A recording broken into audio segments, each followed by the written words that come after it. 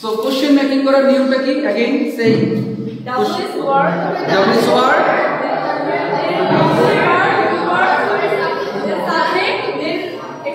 extension. That's fantastic. So আমরা question তৈরি করার জন্য এটা মাথায় রাখবে যে আমরা যদি WS ওয়ার্ড ইউজ করে কোশ্চেন তৈরি করতে চাই আমাদের রুলস কিন্তু সেম। রুলস কি? সেম রুলস, সেম একদম।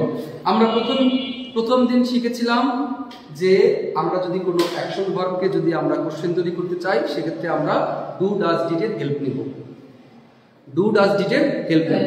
ডিড এর হেল্প নেব আমরা অতীতের ক্ষেত্রে, ডু ডাজ এর হেল্প নেব আমরা বর্তমানের জন্য, এবং এই হচ্ছে ডু ডাজ ডিড। আর ভবিষ্যৎ তো আমরা জানি যেহেতু সিম্পল করছি আমরা এখন, প্রেজেন্ট সিম্পলের ক্ষেত্রে ডু ডাজ এবং পাস্ট সিম্পলের ক্ষেত্রে ডিড, এবং ফিউচার সিম্পলে যেহেতু অগ্নি ভার্ব আছে উইলকে আমরা নিয়ে আমরা কোশ্চেন তৈরি করব। আজকে আমরা শিখলাম এখানে আমরা শুধুমাত্র অ্যাড করব কাকে? W S word. শুধু প্রথমে আমরা ডাব্লিউএস ওয়ার্ডকে নিয়ে নেব। যেমন তুমি কি খেয়েছিলে?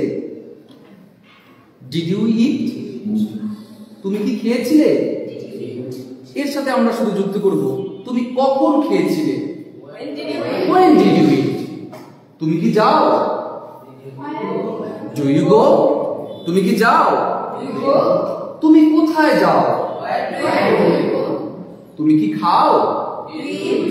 তুমি কেন খাও?